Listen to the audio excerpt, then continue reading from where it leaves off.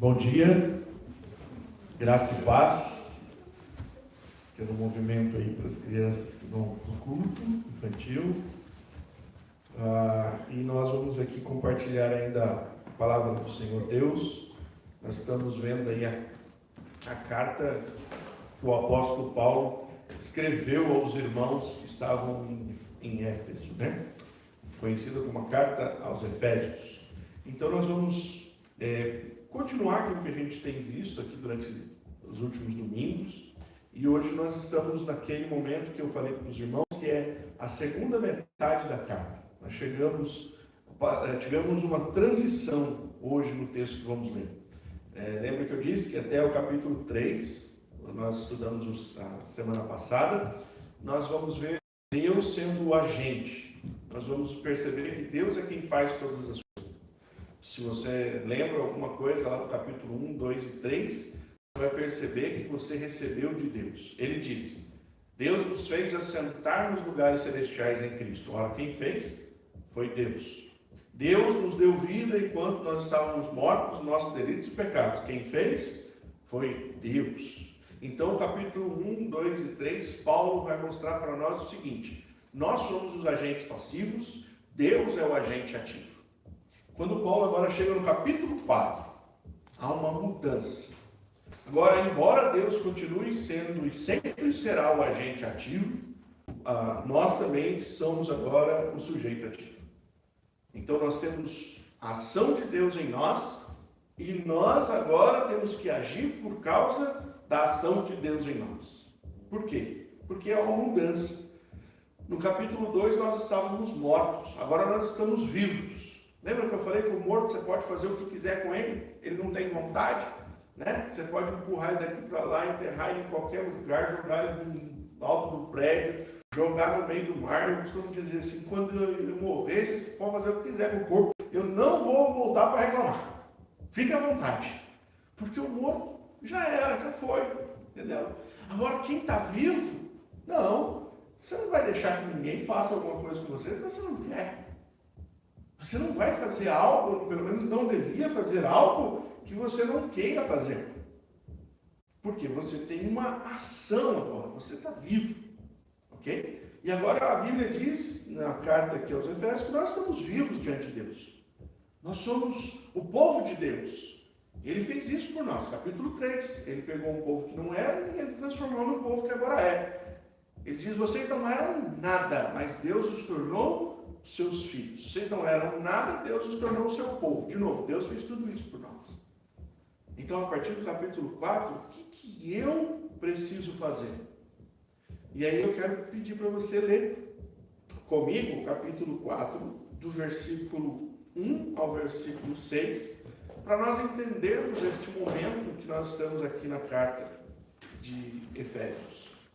Paulo escreve dizendo: por isso eu, o prisioneiro do Senhor, peço que vocês vivam de maneira digna da vocação que foram chamados, com toda a humildade e mansidão, com longanimidade, suportando uns aos outros em amor, fazendo tudo para preservar a unidade do Espírito no vínculo da paz.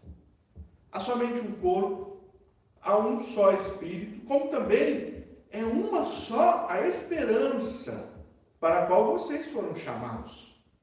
Há um só Senhor, uma só fé, um só batismo, um só Deus e Pai de todos, o qual é sobre todos, age por meio de todos e está em todos. Vamos orar mais uma vez? Querido Deus, bendizemos o teu nome nesta manhã por causa da tua palavra. Ela é boa, ela é perfeita, ela é agradável. Ela é poderosa. Jeremias diz que ela é a marreta que esmiuça a pedra. Ela é capaz de quebrar o coração mais duro. Eu tenho um coração endurecido, os meus irmãos aqui têm um coração endurecido. Aqueles que estão nos ouvindo têm coração endurecido, porque o pecado, Senhor, endurece os nossos corações. Mas nesta manhã, eu rogo ao Senhor que tenha misericórdia de nós e quebrante um pouco mais o nosso coração. Em nome de Jesus eu oro. Amém. Então perceba que no capítulo 4, Paulo começa de novo falando da situação dele. É interessante, né? Porque ele vai lembrar os discípulos de que aquele que está escrevendo é o prisioneiro do Senhor. Ou seja, a situação do apóstolo Paulo não está muito boa. Mas ele faz com que os discípulos entendam que, embora ele esteja preso, o coração e a mente dele estão lá com os seus filhos na fé. E ele está importando com eles para que eles possam viver uma vida de acordo com o Evangelho. O apóstolo Paulo entende que ele, lá em meio a cadeias, pode viver uma vida e deve viver uma vida digna dentro do ambiente dele. E aqueles que não estão presos, como é que eles devem viver? Então veja que o apóstolo Paulo preso, ele diz assim: eu peço a vocês. Essa é a temática desse momento da carta. Agora eu estou pedindo para vocês. Há algumas versões que dizem: eu rogo a vocês. É uma palavra que Paulo usa muito. Quando ele escreve aos irmãos lá em Roma, ele diz: rogo-vos, pois. Eu rogo que vocês não se amoldem a esse mundo. Então Paulo usa essa expressão: eu estou pedindo. Estou pedindo porque eu acabei de escrever aqui no capítulo 3. Eu oro para que, no capítulo 3 ele ora, na verdade, né? Ele fala: eu oro para que vocês vivenciem tudo aquilo que Jesus fez. E se você vivencia tudo aquilo que Jesus fez, agora eu peço: vivam uma vida digna do Evangelho que vocês foram chamados. Então, olha que legal, nós vamos ver a partir do capítulo 4 divisões na carta, muito claras, aonde Paulo vai dizer aos crentes em Cristo Jesus como eles devem viver uma vida digna. E aí ele vai separar essa maneira. Ele vai dizer como você deve viver uma vida digna na igreja, como você deve viver uma vida digna no lar, lá dentro da sua casa, como você deve viver uma vida digna na sociedade em que você está inserido, como você deve viver uma vida digna no trabalho, seja qual for a sua posição.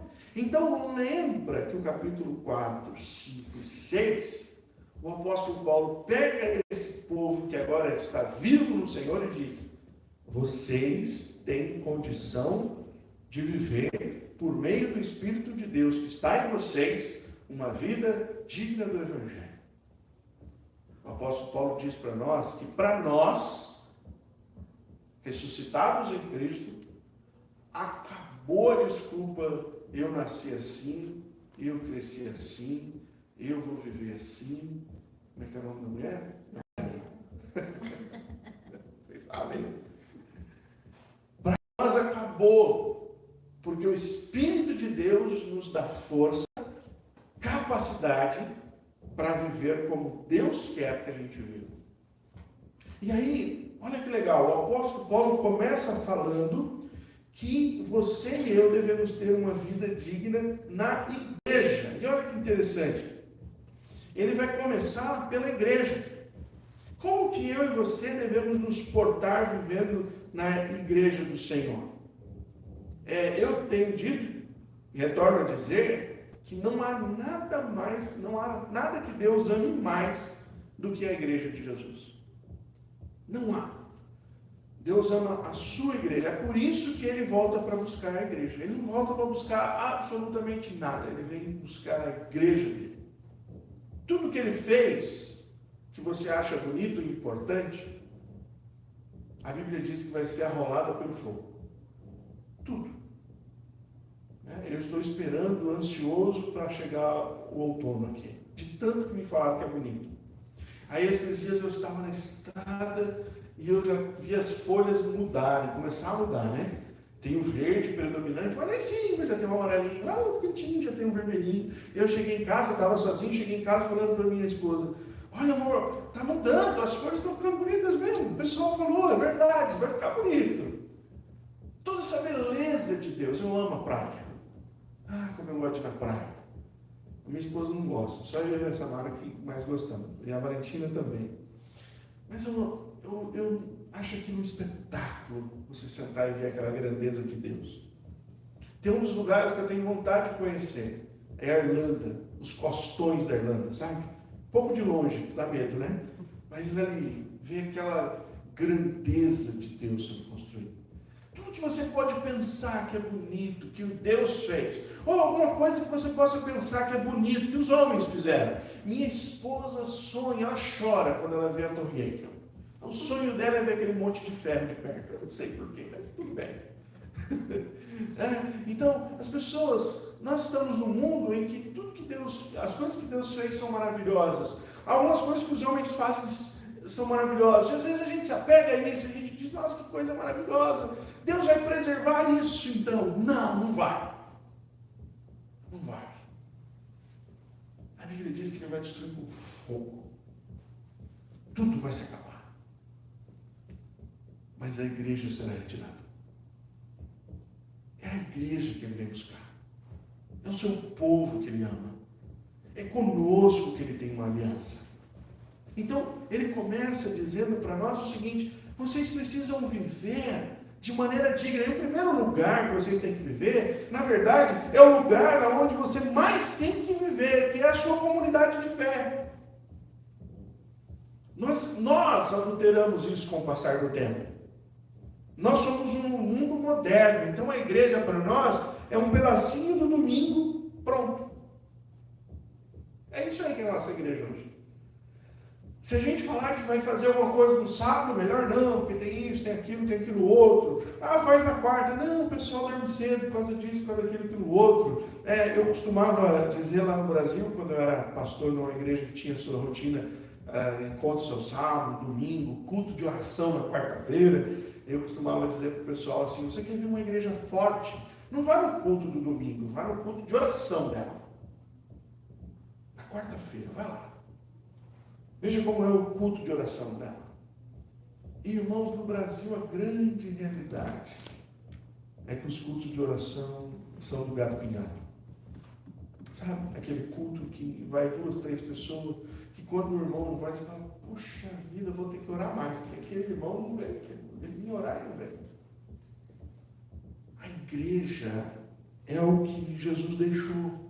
E é o lugar onde a gente mais devia conviver. Se você ler lá Atos capítulo 2, versículo 42 em diante, diz: e eles perseveravam unânimes na fé, no partir do pão, de casa em casa. A igreja é o lugar onde as pessoas precisam congregar, precisam estar juntas. Os nossos melhores amigos têm que ser os da igreja, a nossa família tem que ser da igreja. A gente precisa orar para que os nossos filhos se casem com alguém da igreja. A igreja é o lugar onde a gente precisa mais ter tempo na nossa vida. E aí Paulo começa dizendo: é na igreja então que você precisa viver de maneira digna. Porque, irmãos, aonde você passa mais tempo, também é onde você arruma mais briga, sabia? Com quem você passa mais tempo é com quem você mais briga. A Letícia briga mais comigo, não sei porquê. Provavelmente a Mirna briga mais com o Márcio mais com a Mirna do que com qualquer outra pessoa. Certo? Eu não sei, estou chutando. Porque assim, a gente vai se juntando e às vezes a gente tem problemas. Então o apóstolo Paulo diz assim: você precisa viver na igreja. Como é que vive na igreja? Primeiro, ele diz para nós: você precisa ser humilde. Não se pode viver na igreja, num ambiente de fé, se você não for uma pessoa humilde.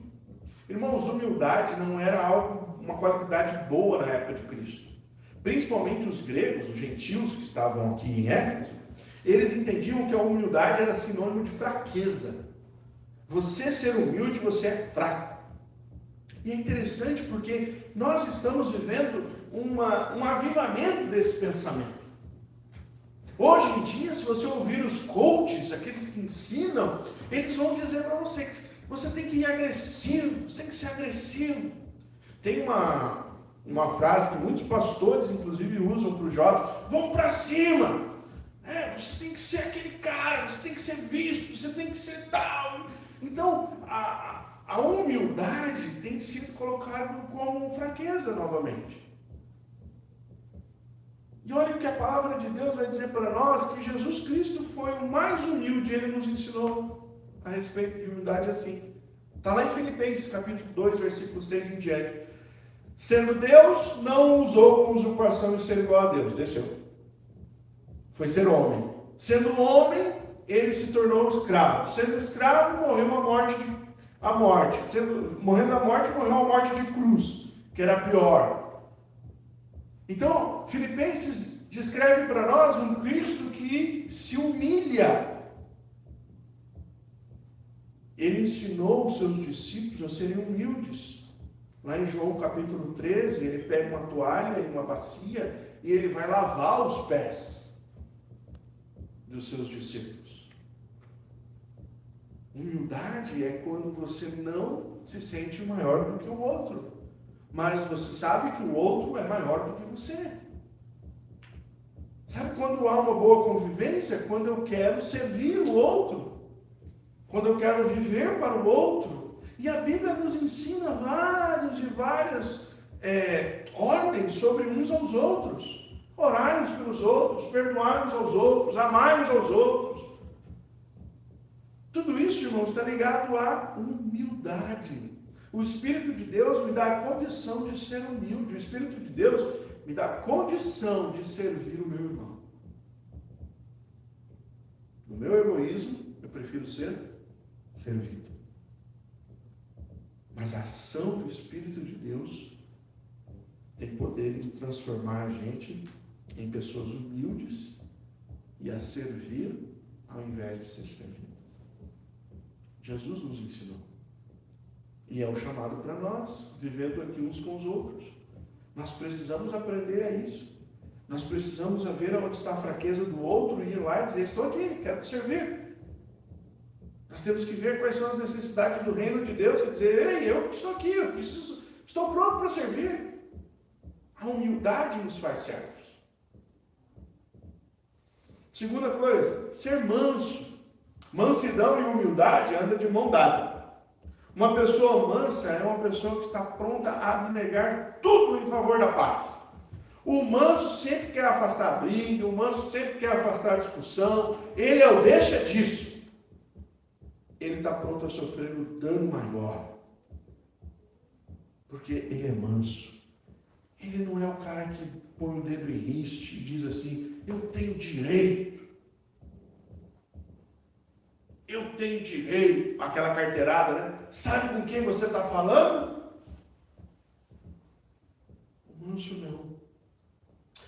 Quando os soldados vieram atacar Jesus Cristo, o Pedro pegou uma faca e falou, deixa comigo que resolve. Pedro acho que era paraibano. Ele gostava da peixeira. E aí ele falou, deixa comigo, eles estão vindo aí, deixa comigo.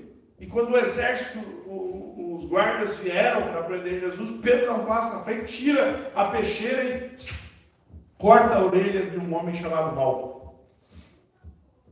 E eu acho que, não está na Bíblia, mas eu acho que Pedro cortou a orelha e falou assim, quem é o próximo? E olhou para os discípulos, vem seus bananas! E aí Jesus disse, Pedro, para aí, guarda a faca. Pegou a orelha do homem que estava no chão, pôs no lugar, orou, Malco foi curado. Aquele milagre não impediu os soldados de fazerem o que vieram fazer. O Pedro ficou assim, como?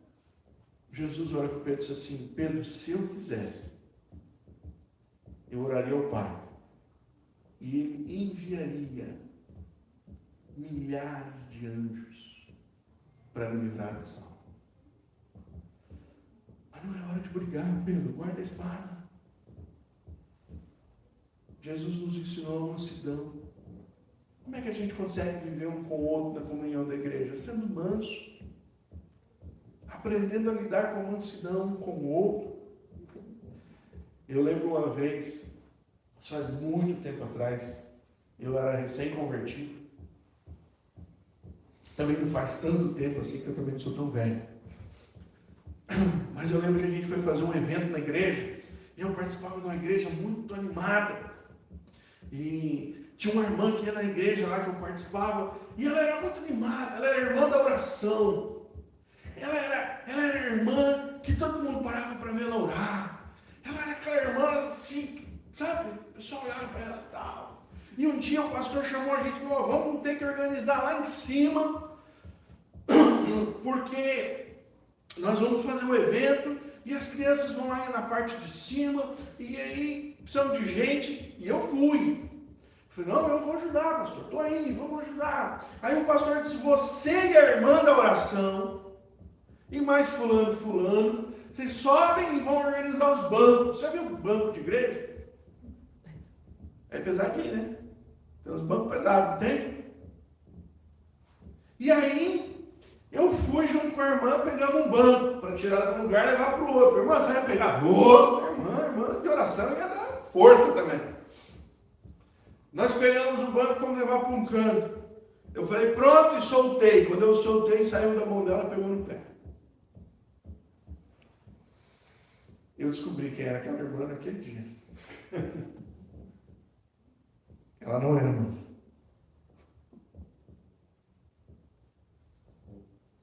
Nós precisamos ser mansos uns com os outros.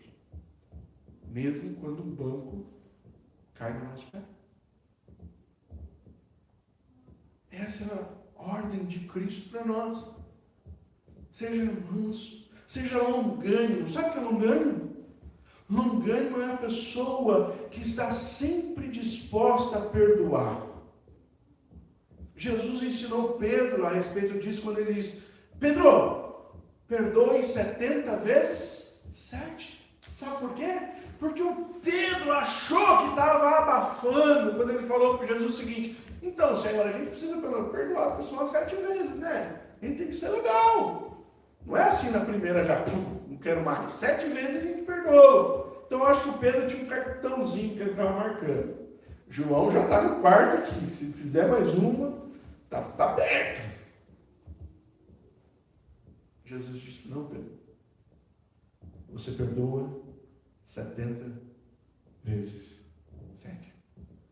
E ele não só ensinou Pedro a perdoar. A Bíblia diz que quando ele estava na cruz, seus algozes estavam olhando para ele. E a oração de Jesus longânimo foi: Pai, perdoa-lhes. Eles não sabem o que fazem. O maior testemunho de perdão que eu já vi na minha vida, eu não era crente, aquilo me impactou. Me impactou demais. Numa cidade no Brasil, não me lembro de onde, isso eu acho que era lá dos Goiás. Um camarada foi assaltar um lugar e no nervosismo dele de assaltar, acho que os policiais chegaram, ele disparou uma arma. Essa arma atingiu o filho de uma mulher, a filha de uma mulher, que acho que tinha 10 anos, 11 anos na época. E ela morreu. E naquele bafafá todo que estavam fazendo por causa desse caso, alguém chegou e foi entrevistar essa mulher. E o repórter pegou o microfone e colocou diante da boca dela e disse assim: o que você espera que aconteça com a mulher, o homem que matou sua filha? Deu o microfone da boca dele. Eu tenho certeza que no coração daquele repórter, ele não esperava ouvir o que ele ouviu. Ela disse: eu não espero que aconteça nada com ele. Em nome de Jesus eu o perdoo. Isso me impactou. Eu não lembro de ter ouvido falar de Jesus antes. Mas quando eu vi aquela reportagem, alguém com um microfone, numa rede nacional, com a oportunidade de dizer a respeito da filha morta, podia ter respondido assim: eu espero que ele pague na cadeia pelo resto da vida dele. Se tiver alguém para amarrar ele no carro, na perna, assim, sair arrastando pela cidade, também é bom. Ela responde: nada. Ele está perdoado. Em nome de Jesus.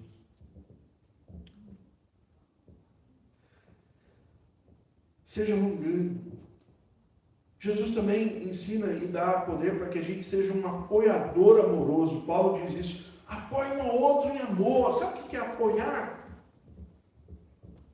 A gente tem a ideia de que você apoiar a pessoa é você ir lá e dar um tapinha nas costas. Não, estou contigo ainda.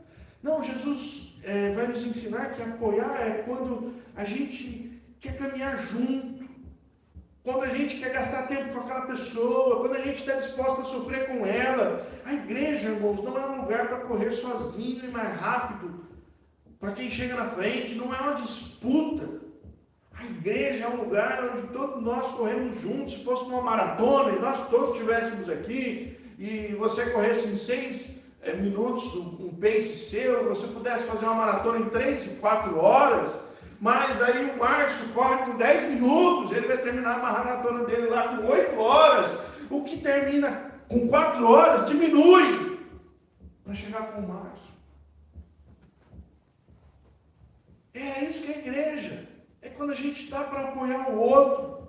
A igreja não é um exército que abandona os seus feridos e vai.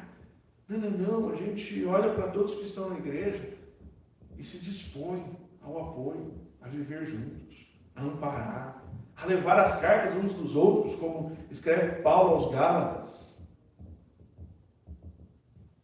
Você foi capacitado por Deus para viver de maneira digna na igreja, sendo humilde, sendo manso, sendo longânimo e sendo um apoiador amoroso. Por fim, a palavra de Deus também lembra que não é só você estar na igreja e viver dessa maneira, mas você também precisa viver na igreja lembrando da fé que foi entregue a você. Nos versículos 4 a 6 ele começa a descrever toda a nossa fé. Em um resumo rápido, Paulo continua dizendo que para viver uma vida digna, a igreja precisa estar unida nesse propósito. E o que une a igreja? A nossa fé. Se nós estamos aqui hoje juntos, é porque nós declaramos uma fé comum. Se as pessoas não têm a fé que nós propagamos na igreja, logo elas vão embora, porque elas não gostam e não vão gostar e não vão se adaptar à fé que a igreja promove. Então, a primeira coisa que você precisa para viver na igreja, você precisa manter a fé na Trindade. O texto aí de Paulo diz o seguinte: há um só Espírito, há um só Senhor e há só um Deus e Pai. A igreja de Éfeso estava sofrendo desvios teológicos graves. Havia um grupo chamado gnósticos.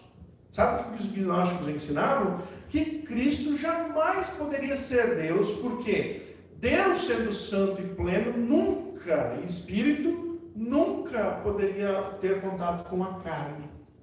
Então eles diziam, ou Cristo não é Deus, ou Cristo não estava na cruz, ali era só uma imagem.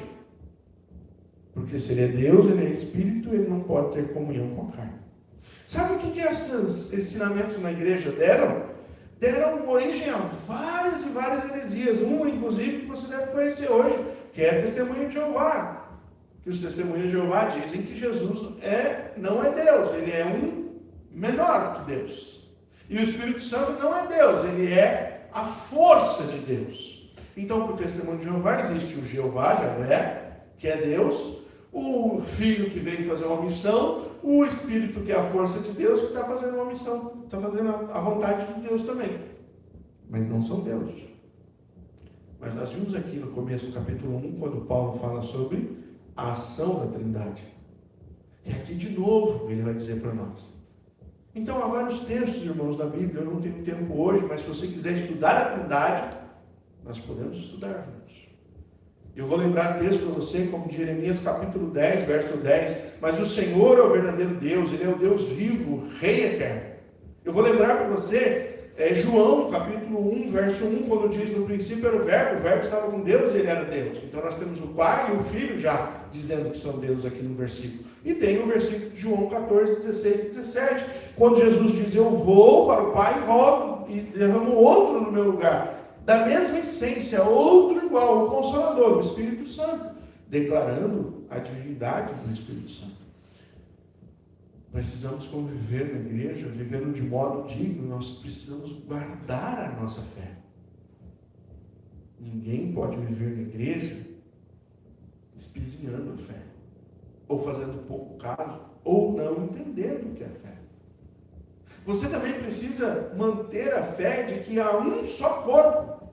Não que há um Deus Pai, Filho, um Deus Espírito, mas também que há um só corpo. Paulo escreveu sobre isso no capítulo anterior. Ele disse: pegou os judeus, pegou os gentios, juntou e fez dele um só corpo. Isso é a igreja de Jesus. Portanto, toda fé declarada por alguém que não está no corpo não é de Deus. Nós somos claros ao dizer que a igreja foi o lugar onde Deus deixou a declaração da sua fé. Por isso, nós continuamos lutando pela igreja. Paulo escreve aos Efésios e diz que nós precisamos lutar pela fé evangélica. Lá na frente nós vamos ver também que Paulo diz não só um corpo, mas uma só fé. Quando eu falo de igreja, irmãos, eu não estou falando desse templo. Não estou falando da nossa denominação cristã evangélica. Não estou falando de placa nenhuma. Estou falando da igreja de Jesus Cristo, invisível, que existe no mundo todo, mas que se guia pela palavra de Deus. Nós temos irmãos de várias denominações, mas que obedecem à palavra. Esse é o corpo de Jesus. Ele está presente em um monte de lugares. Nós precisamos viver por isso. Nós precisamos viver também de maneira digna e precisamos manter a fé que há um só batismo. Irmãos, independente da forma de batismo, que é muito diferente, várias denominações evangélicas, a base é a mesma, é obediência à ordenação de Jesus. Tem igreja que batiza por aspersão. O que é? Vai lá, pega um pouquinho de água, economiza água e na cabeça do cara, está batizado ali. Tem igreja que batiza por efusão. Sabe o que é? O camarada entra na água, no meio corpo, pega a água e joga na cabeça dele. É um método. E tem a igreja que batiza por imersão. Sabe o que é? Você vai na igreja, tem um monte de água, você é derrubado na água, e depois de 5 minutos, o pastor levanta você. Brincadeira, é tudo isso. 4,5 tá bom já. Independente da forma de batismo, o batismo é uma ordenança. Nós vamos ensinar aqui sobre ceia, porque nós vamos ter a ceia no primeiro domingo de outubro. E no ensino nosso sobre ceia é que antes de você cear, você precisa se batizar. Por quê? Porque é uma lógica. Eu aceito a Cristo como meu Senhor. O batismo é a declaração visual para que todos vejam que aquilo que aconteceu no meu interior, agora eu estou publicando para viver como Cristo. E a partir desse momento você é tido como um discípulo e é convidado a sentar na mesa com outros discípulos e partir o pão e beber o cálice. Nós estamos dispostos a ensinar as pessoas sobre isso, a dar um curso para o batismo, a mostrar o porquê do batismo e a batizar as pessoas, porque nós entendemos que isso é ordem. Está lá em Mateus 28, é uma ordem perpétua, batizando-os em nome do Pai, do Filho e do Espírito Santo. Mais uma vez a Trindade sendo revelada. Precisamos também, irmãos, manter a fé de que há uma só fé. Parece redundância, né? Mas Paulo, então, como eu disse, ele diz para a gente lutar pela fé evangélica. Sabe por quê? Porque a fé, ela facilmente pode ser deturpada. Será que você pode pensar agora, nesse momento, alguma coisa neste mundo que é contrária à fé evangélica? É claro que pode. Muitas e muitas coisas neste mundo são contrárias à fé cristã. E você pode pensar em uma assim, rapidamente. Agora, você já imaginou que isso que você pensou pode entrar na igreja? E se tornar uma coisa natural? Algo que era afrontoso à fé, se torna natural a fé. Sabe por quê? Porque alguém começou dizendo, não é bem assim.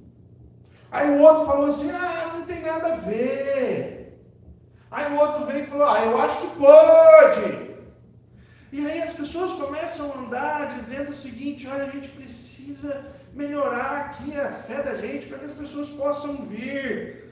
Se a gente tiver uma fé muito particularizada, as pessoas não vão entrar, a igreja continua pequenininha, e aí a gente não cresce, a gente não é visto. Vamos abrir as portas.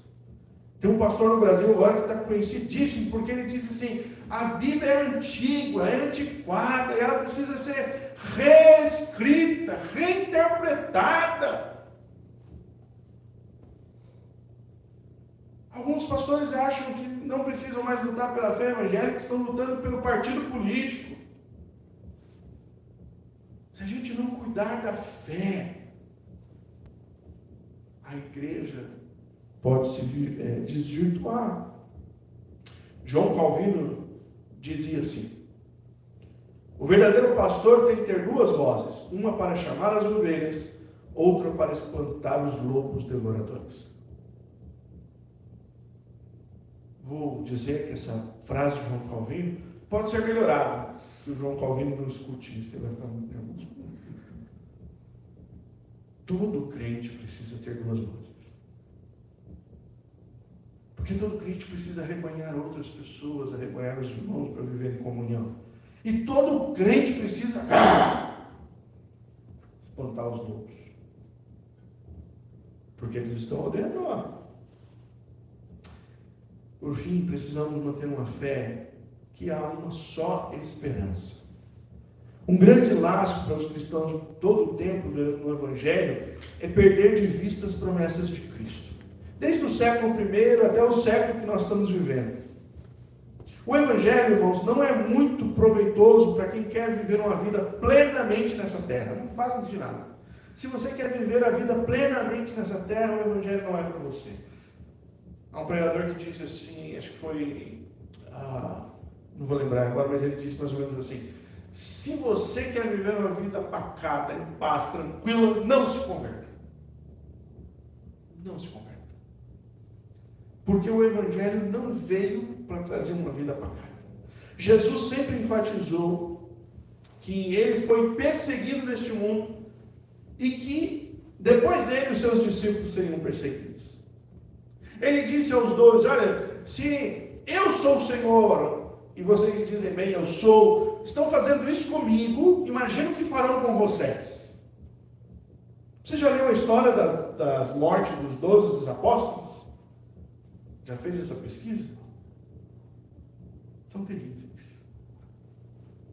Eles morreram de maneira terrível, a não ser o João, que morreu na ilha de Pátmos, como escravo na velhice.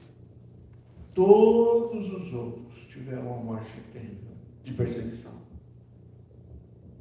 Porque perseguiram Jesus, perseguiram o Evangelho, vão perseguir o Evangelho até os últimos dias. Há um site chamado Portas Abertas, se você não viu ainda, ouça. É uma missão que cuida da igreja onde ela está em lugares perseguidos. Há uns anos atrás eu fui impactado com a história de uma irmã que começou na cidade dela a gravar os CDs de música dela para poder evangelizar as pessoas. E ela começou a dar esses CDs. E as pessoas começaram a ouvir as músicas. E começaram a ir atrás do Evangelho. E começaram a se converter ao Evangelho. E então ela foi presa. Sabe onde ela foi presa? Sabe como prendem nesse lugar? Um container. No meio do nada. Fechado. Você sabe como deve ser uma temperatura ali no verão? Dentro de um container. E ela dizia que muitas vezes eles estavam quase morrendo sem ar dentro do container. E o Senhor falava no coração dela: cante. E ela cantava dentro do container. Sabe o que aconteceu? Muitos outros presos que estavam ali por outras coisas se converteram a Jesus. O Evangelho nunca será fácil para nós aqui neste mundo. Viver o Evangelho nunca será fácil. Mas Jesus não disse para você viver o Evangelho nesta vida. Ele disse para você viver o Evangelho nesta vida olhando para a próxima. É que nós estamos perdendo a mente e o coração da vida eterna. Os cristãos estão se tornando cada dia mais materialistas. Nós queremos viver aqui, nós queremos passar o tempo nosso aqui. Se puder não morrer e continuar aqui, tá bom. E Jesus disse, não é isso que eu tenho para você. Quando ele se despediu dos discípulos, ele disse, eu vou para casa e eu vou preparar a morada. Essa é a promessa que eu tenho para vocês. Se vocês creem em mim, vocês terão a vida eterna. Esse é o Evangelho. Nós dizemos às pessoas que elas precisam ter Cristo para viver eternamente com eles no céu. Com Ele no céu. Concluindo, como é que você decidirá viver a sua vida diante da verdade anunciada pela palavra de Deus? Há um convite. Viva de maneira digna. Aí você pode falar assim, pastor, é difícil. Eu falei, eu sei, estou tentando isso faz muito tempo. Mas com a ajuda do Espírito, é possível. E o Espírito de Deus foi dado a mim e a você, para que a gente possa viver de maneira digna do Evangelho do Senhor. Quero orar para que Deus nos ajude a viver assim. Amém? Obrigado, Senhor. Porque o chamado do Senhor para a igreja é viver uma vida que glorifica o Teu nome. E eu sei, ó Deus, que é possível viver uma vida que glorifica o Teu nome por meio do Teu Espírito. O Senhor prometeu na Tua palavra, o Teu Espírito estaria em nós. E eu oro por mim, pelos meus irmãos aqui, por aqueles que estão online, por aqueles que ainda ouvirão essa mensagem, em algum momento que a gente possa viver de maneira digna do Evangelho. Hoje, como vimos, amanhã e no próximo domingo, por sua graça, veremos viver de maneira digna na igreja, onde o Senhor nos chamou para viver a nossa vida em comunhão uns com os outros. Ajuda-nos. Em nome de Jesus que eu te peço.